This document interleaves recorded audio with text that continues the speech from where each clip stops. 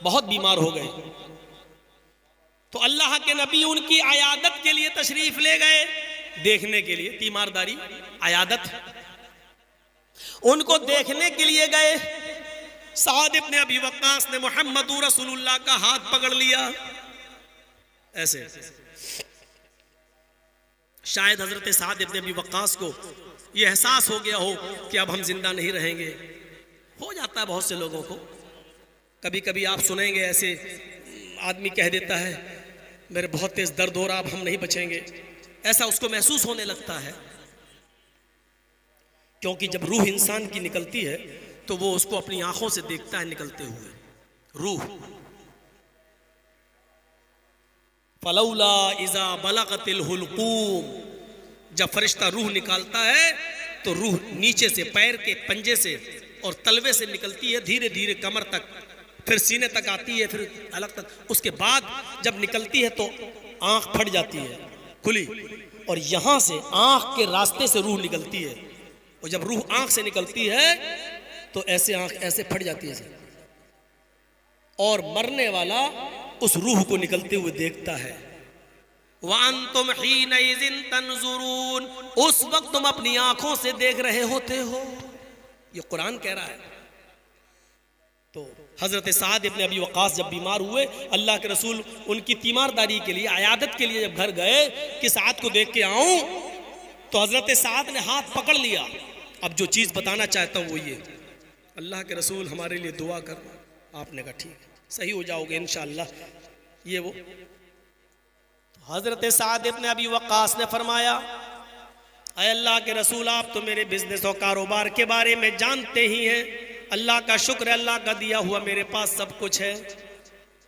सुनिए, लोग मरते वक्त सदका और खैरात करते हैं ना, लो ये उनको यकीन हो जाता है अब यही काम आएगा। तो साद इब्ने अबी वक्कास ने क्या कहा, अल्लाह के रसूल, मेरे पास अल्लाह का दिया हुआ सब कुछ है। मेरे बिजनेस, मेरे तिजारत के बारे में आप जानते हैं, मेरी प्रॉपर्टी, मेरी जमीन, मेरी जायदाद आप जानते हैं उसके बारे में। और ये भी जानते हैं कि एक बेटी के अलावा मेरे पास कोई नहीं है, सिर्फ मेरी एक बेटी है। कल उसकी शादी हो जाएगी, वो भी दूसरे की घर की हो जाएगी, वो भी ससुराल चली जाएगी, मैका छोड़ देगी। इसलिए मैं चाहता हूं कि मेरे पास जो जमीन है, जो जायदाद है, जो दौलत है, जो प्रॉपर्टी है, उसकी मैं वसीयत कर दूं, सारा का सारा माल मैं वसीयत कर दूं, सारी प्रॉपर्टी, जमीन और जायदाद की मैं वसीयत कर दूं। वसीयत का मतलब इतना फलां को, इतना फलां को, इतना फलां को, इतना फलां को, इतना सबका सब मैं वसीयत कर दूं। अल्लाह के नबी फरमाते हैं, ऐसा हरगिज नहीं। गौर कीजिए, वो अच्छे काम की इजाजत मांग रहे हैं, मैं सब गरीबों मिस्कीनों में लुटा दूं, और अल्लाह के रसूल क्या कह रहे हैं, हरगिज नहीं। ऐसा तुम अपने जमीन और जायदाद की सारी मिल्कियत की वसीयत नहीं कर सकते हो। अच्छा ठीक है, तो आए अल्लाह के नबी, मैं 2/3 की वसीयत कर दूं। 2/3 हमारे पास जितनी भी प्रॉपर्टी, जमीन और जायदाद है, उसके 3 हिस्से करके 2 को मैं सदका कर देता हूं और 1 हिस्सा छोड़ देता हूं। ठीक है, यानी 3 हिस्से करता हूं, 3 पार्ट्स में डिवाइड कर दूं, 3 हिस्से कर दूं, 2 भाग सदका खैरात कर दूं और 1 रख लूं। बुखारी शरीफ के हदीस के अल्फाज। अल्लाह के नबी फरमाते हैं, ऐसा तुम ऐसा भी नहीं कर सकते हो। देख रहे हैं, 3 भाग में से 2 को गरीबों मिस्कीनों में बांट दो और 1 अपने पास रखना ऐसा भी नहीं कर सकते हो। अल्लाह के रसूल, सारा भी नहीं बांट सकता हूं, 2/3, 2/3 भी नहीं। आपने कहा नहीं, तो ठीक है अय अल्लाह के नबी, फिर ऐसा करता हूं, आधा रोक लेता हूं और आधा सदका कर देता हूं, आधा गरीबों मिस्कीनों में बांट देता हूं, आधे की वसीयत कर देता हूं। अल्लाह के नबी सल्लल्लाहु अलैहि वसल्लम फरमाते हैं, ऐसा तुम आधा भी वसीयत नहीं कर सकते हो। हमें लगता है शायद सुना नहीं होगा ये सब वाकयात। आधा, जितनी जमीन और जायदाद तुम्हारे पास है, जितनी भी दौलत तुम्हारे पास, आधा भी वसीयत नहीं कर सकते। और जबकि वो मरजुल मौत में है, साद इब्न अबी वक्कास बीमार है, वो चाह रहे हैं कि इस बीमारी में हम सदका खैरात कर दे और अल्लाह कबूल करे, लेकिन अल्लाह के नबी क्या कह रहे हैं, पूरा नहीं कर सकते हो, तू उठल नहीं, 2/3 भी नहीं, दूसरा 3 हिस्से में से 2 हिस्से नहीं, आधा भी नहीं। तब हजरत साद इब्न अबी वक्कास ने फरमाया कि आए अल्लाह के नबी सल्लल्लाहु अलैहि वसल्लम, तो क्या मैं 1/3 1/3 यानी 3 हिस्से कर दूं और 2 हिस्सा अपने पास रख लूं और 1 हिस्सा मैं सदका और खैरात कर दूं, वसीयत कर दूं।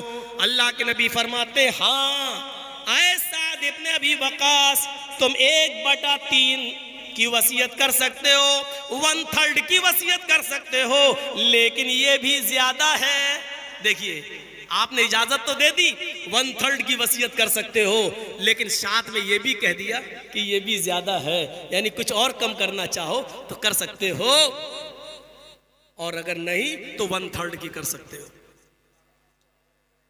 ये पूरा वाकया बताने का मेरा मकसद सिर्फ इतना है कि मरते वक्त वो सदका करना चाहते हैं, अच्छा काम करना चाह रहे हैं, जहेज में पैसा नहीं लुटा रहे हैं, बारातियों पे खर्च नहीं कर रहे हैं, आतिशबाजियों में पैसा खर्च नहीं कर रहे हैं, दड़े सट्टे पर पैसा खर्च नहीं कर रहे हैं, माले हराम पर और हराम चीज में नहीं लुटा रहे हैं, हराम चीज पर नहीं लुटा रहे हैं, बल्कि सदका करना चाहते हैं, गरीबों को देना चाहते हैं। लेकिन अल्लाह के नबी फरमाते हैं ये भी नहीं कर सकते हो, इतना कर सकते हो, इतना नहीं कर सकते। अब आप अंदाजा लगाओ, जब दीन के कामों में तुम हद से ज्यादा पैसा खर्च नहीं कर सकते हो, वहां इसराफ जायज नहीं है, वहां ज्यादती को जब मना किया गया है, तो आज हम लोग जो तरह तरह की चीजों में जो फजूल खर्ची कर रहे हैं, शादी एक कपड़े में हो सकती है, एक कपड़ा लड़के को दे दिया जाए लड़की वालों की तरफ से, और एक ही साड़ी और एक ही कपड़ा लड़की को दे दिया जाए लड़के वालों की तरफ से।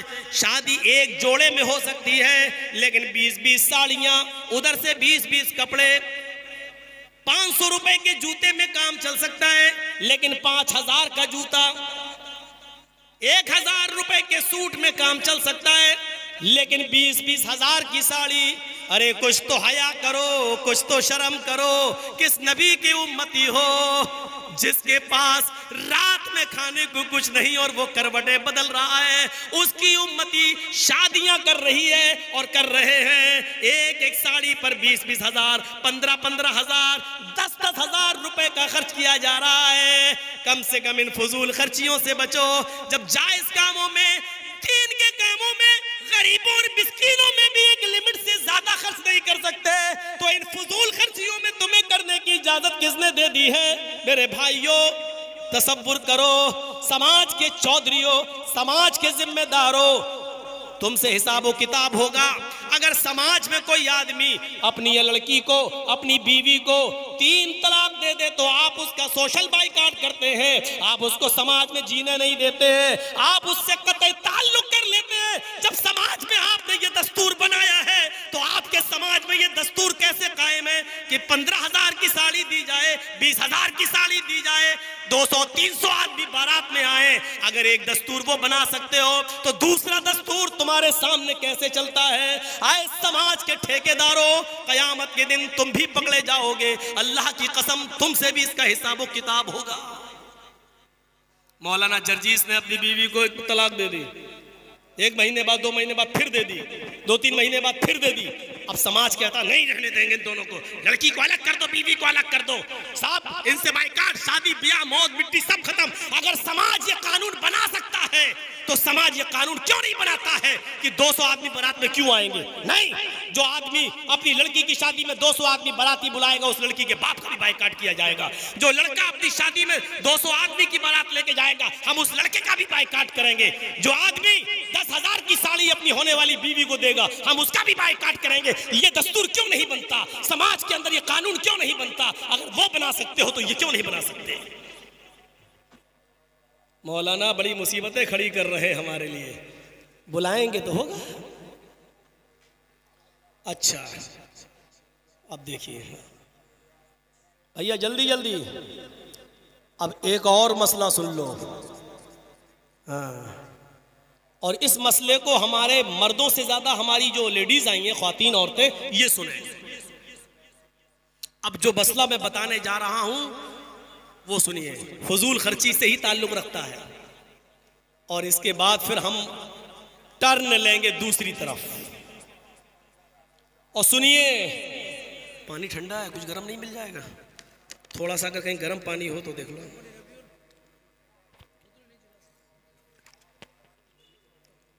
सुनिए कुरान की आयत, और मस्जिद वाले जरा जल्दी कर लो, ये मसला बड़ा अहम है जो मैं बताने जा रहा हूं। सुनिए, इस मसले को हम थोड़ा सा आहिस्ता बताएंगे ताकि हमारी माँ बहनें भी समझ लें। वअलल मौलूदि लहू रिज़्क़ुहुन्ना व किस्वतुहुन्ना बिल मारूफ ला युकल्लिफुल्लाहु नफ्सन इल्ला वुसअहा।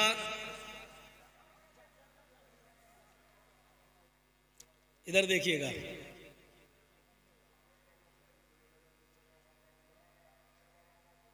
लड़के के बाप के ऊपर जिम्मेदारी होती है। सुनिए, बच्चे के बाप पर यह जिम्मेदारी आयद होती है क्या?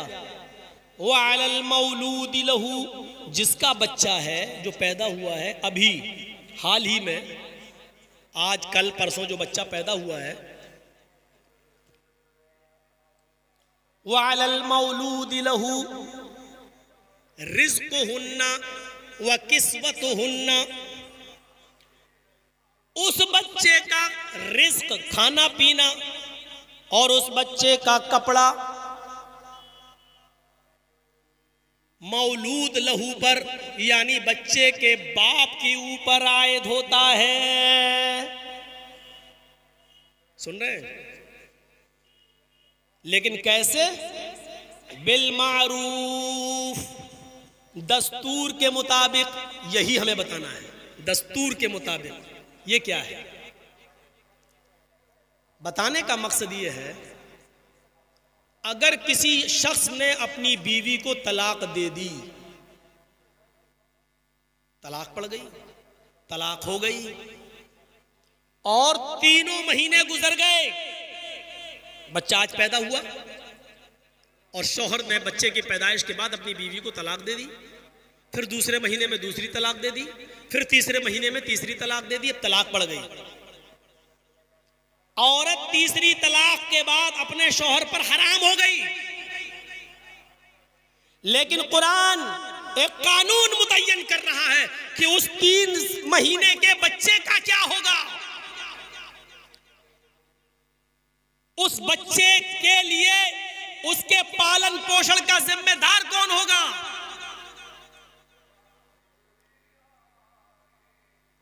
कुरान कहता है, यानी अल्लाह रब्बुल आलमीन फरमाता है, रिज़्क़ुहुन्ना व किस्वतुहुन्ना, उस बच्चे का रिस्क, उस बच्चे का खाना पीना, यानी दूध जो पी रहा वो, और उसका कपड़ा लत्ता, ये बाप के जिम्मे आयद होता है।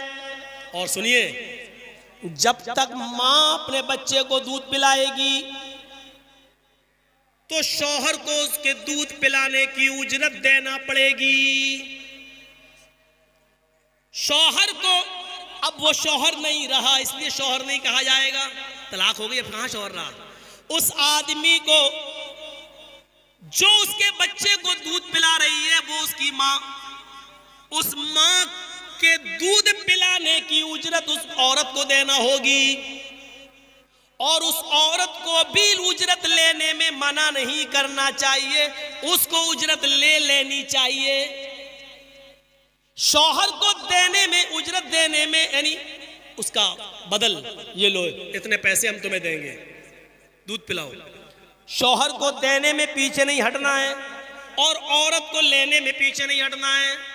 शौहर को उस दूध पिलाने की मजदूरी लेना पड़ेगी, जो तय कर ले, हम आपके बच्चे को दूध पिलाएंगे, 2 साल तक उसकी जो इद्दत है, जो मुद्दत है दूध पिलाने की, वो हम आपके बच्चे को दूध पिलाएंगे, लेकिन हम इतना रुपया लेंगे। और आदमी को देना पड़ेगा, ठीक है, हम इतना रुपया तुम्हें देंगे, दूध पिलाओ। और सुनो, औरत को भी तलाक दे दी, लेकिन दूध पिलाने की उजरत के साथ साथ रिज़्क़ुहुन्ना व किस्वतुहुन्ना, उस औरत के खाने पीने का भी खर्चा और उस औरत के कपड़े का खर्चा भी मर्द को देना पड़ेगा, उस आदमी को देना पड़ेगा, जब तक वो उसके बच्चे को दूध पिलाएगी। मौलाना कहां फांस दिया आपने हमें। लेकिन कुरान ने एक रास्ता निकाला, क्या? बिल मारूफ, दस्तूर के मुताबिक, समाज में जो चलन है उस चलन के मुताबिक। औरत अगर दूध पिलाने की उजरत मांगे कि हमें 20,000 रुपए दो, तो थोड़ी चलेगा। औरत ये कहे कि हम इतने दिन आपके बच्चे को दूध पिलाएंगे, हमको ये कपड़ा लाओ खरीद के 10,000 की साड़ी, तो थोड़ी चलेगा। कुरान ने ये कह दिया बिल मारूफ, दस्तूर के मुताबिक। अगर समाज के अंदर 200 और 250 रुपए की साड़ी पहनी जाती है तो 200 और 250 रुपए की साड़ी पहनाई जाएगी। समाज के अंदर अगर दाल भात खाने का रवाज है तो औरत मुर्ग मुसल्लम नहीं मांगेगी, दाल चावल ही खिलाया जाएगा। दस्तूर उस समाज में जो चलन है उसके मुताबिक। सुनिए, एक बच्चे को दूध पिलाने की उजरत में भी फजूल खर्ची करने की इजाजत नहीं दे रहा है कुरान। एक औरत को कपड़ा देने में उसको रोजी और कपड़े का हक तो दे रहा है, लेकिन उसमें भी 10-20 हजार रुपए की साड़ी देने का हक नहीं दे रहा है। इसमें भी कुरान ये कह रहा है दस्तूर के मुताबिक, चलन के मुताबिक, समाज में जो दस्तूर है उसके मुताबिक तुम्हें खर्चा देना है। ये बता रहा है कुरान का ये फैसला, अल्लाह का ये जजमेंट कि फजूल खर्ची से यहां पर भी रोका गया है। जो कि आपके बच्चे को दूध पिला रही है, आप इसके बावजूद फजूल खर्ची नहीं कर सकते हैं। 5,000 की जगह 50,000 लेगी, 500 रुपए की साड़ी की जगह 5,000 की साड़ी लेगी। जब आप बच्चे को दूध पिलाने वाली औरत को भी दस्तूर से और समाज के तौर तरीके से अलग हटकर फजूल खर्ची करके ज्यादा नहीं दे सकते हो, तो बारातियों पर कैसे लुटा सकते हो, समाज में और बुराइयों पर कैसे लुटा सकते हो? मेरे भाइयों, ये थोड़ी सी अकल से सोचने वाली बात है। थोड़ी सी अगर हम अकल दौड़ा लें